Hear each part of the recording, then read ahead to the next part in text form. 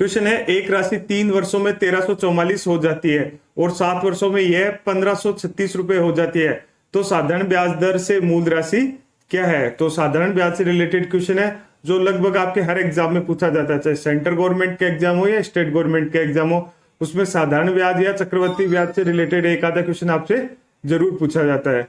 तो अब क्वेश्चन में क्या है कि दिया हुआ है हमारे पास, हमको पहले पता होना चाहिए कि साधारण ब्याज का जो फॉर्मूला है वो क्या होता है। तो सिंपल इंटरेस्ट का जो हम फॉर्मूला लिखते हैं SI, वो होता है PRT अपॉन 100। ठीक है, P से प्रिंसिपल, R से रेट और T से टाइम अपॉन 100। अब एक राशि 3 वर्षों में 1344 हो जाती है, मतलब इसमें एक तरह से अमाउंट दे रखा है। तो अमाउंट जो होता है मिश्र धन जिसको बोलते हैं, वो होता है प्रिंसिपल प्लस SI। ठीक है, सिंपल इंटरेस्ट और प्रिंसिपल यानी मूलधन मिला के। अब हमसे क्वेश्चन भी यही पूछा है, तो साधारण ब्याज दर से मूल राशि क्या है, मतलब हमसे एक तरह से प्रिंसिपल पूछा है। ठीक है, तो अब इसमें हम क्या करेंगे, सिंपल इंटरेस्ट का फॉर्मूला पुट कर देंगे। तो आपको इसमें क्या करना है कि जो अमाउंट होगा, प्रिंसिपल हमको पता नहीं है, ठीक है, प्लस सिंपल इंटरेस्ट, इसमें जब फॉर्मूला रखेंगे इसका, तो एक राशि 3 वर्षों में 1344 हो जाती है। तो प्रिंसिपल तो हमारे पास यहां भी नहीं है, P, और रेट कितनी है, रेट भी हमारे पास नहीं है। ठीक है, टाइम जरूर दे रखा है 3, ठीक है, अपॉन 100, और इधर अमाउंट टोटल कितना है 1344। ठीक है, जब इसको थोड़ा सोल्व करते हैं तो ये हो जाएगा एक तरह से P प्लस 3PR अपॉन 100, ठीक है, इक्वल टू 1344। इसको और ये दो ये पॉइंट में बदल सकता है, तो ये हो जाएगा 1344 P प्लस, और ये पॉइंट में बदल जाएगा तो ये आ जाएगा 0.2 है 3 PR। तो ये अपने पास इक्वेशन नंबर 1 हो गई। ठीक है, PR। उसके बाद आगे दे रखा और 7 वर्षों में ये 1536 रुपए हो जाती है। ठीक है, तो इसी तरह से 7 वर्षों के लिए हम निकालेंगे, इसमें क्या होगा कि amount equal to P plus SI। ठीक है, अमाउंट इसमें कितना है 1536 दे रखा है, प्रिंसिपल दे नहीं रखा हमारे पास, वो तो हमको निकालना है, प्लस SI, सिंपल इंटरेस्ट का फॉर्मूला PRT अपॉन 100। तो P हमारे पास है नहीं, R भी हमारे पास नहीं है, टाइम इसमें दे रखा 7, ये 7 हो जाएगा अपॉन 100। ठीक है, इसको सेम वैसे इसी की तरह सोल्व करते जाएंगे, तो ये हो जाएगा 1536 इक्वल टू P, और ये हो जाएगा एक तरह से 7 PR अपॉन 100।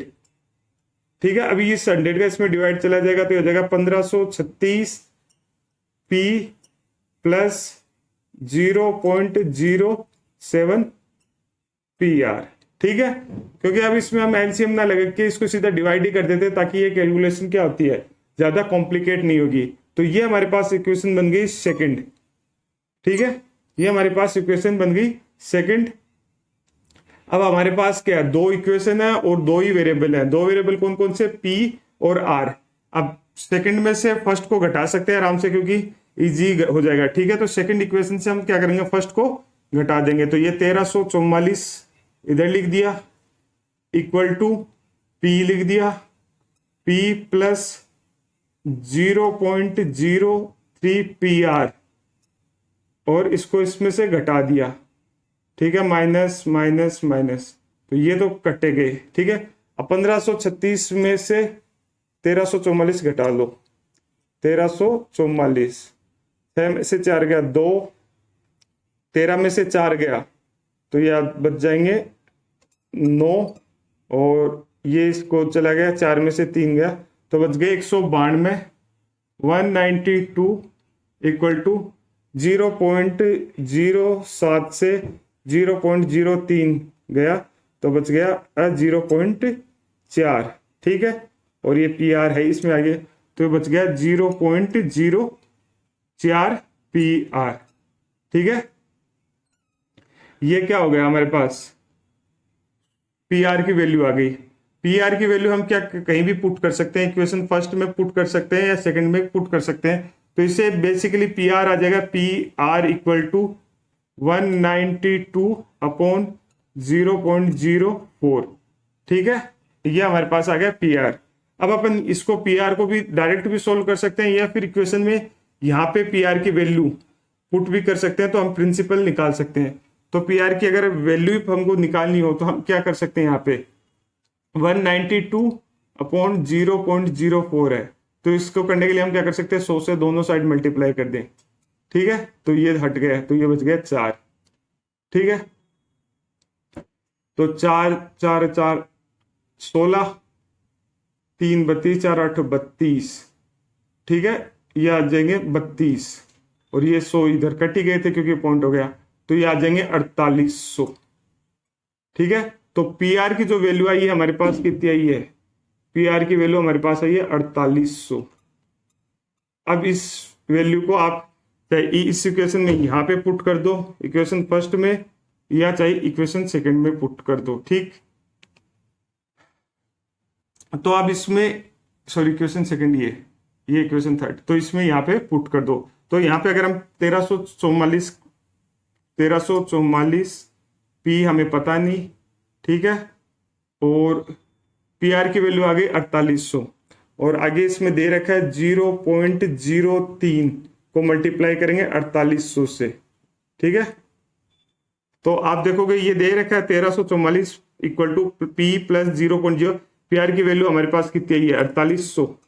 ठीक है, अब ये 2 0 तो इसको खत्म कर देंगे, तो अब हमको सिर्फ 3, हमको क्या करना है, 48 को 3 से मल्टीप्लाई करना है, 8 और 16 24, 2 4 4 4 12 12 2 14, तो ये आ जाएंगे 144। ठीक है, तो P प्लस 144।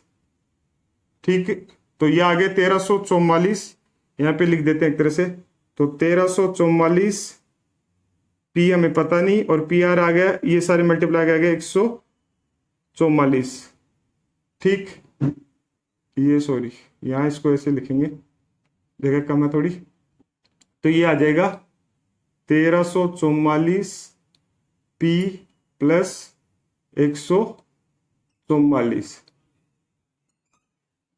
अभी ये इधर चला जाएगा तो P की वैल्यू हो जाएगी 1344 माइनस 144, तो 002, तो 1200। तो P की जो वैल्यू आई प्रिंसिपल, P की वैल्यू हमारे पास आ गई 1200 रुपए। तो ये हमारे पास जो मूल राशि है जिसको हम बोल सकते हैं प्रिंसिपल, वो हमारे पास कितना आ गया 1200 रुपए। तो ये थे हमारे एक साधारण ब्याज से रिलेटेड इक्वेशन जो आपके एग्जाम में लगभग पूछा ही जाता है, सिंपल इंटरेस्ट से रिलेटेड या कंपाउंड इंटरेस्ट जिसको हम चक्रवर्ती ब्याज भी बोलते हैं, तो उससे रिलेटेड एक आधा क्वेश्चन हमारे पास जरूर आएगा। तो इसमें हमने किया गया 1344 में से जो आया था 144 घटा दिया, तो 1200 बचे।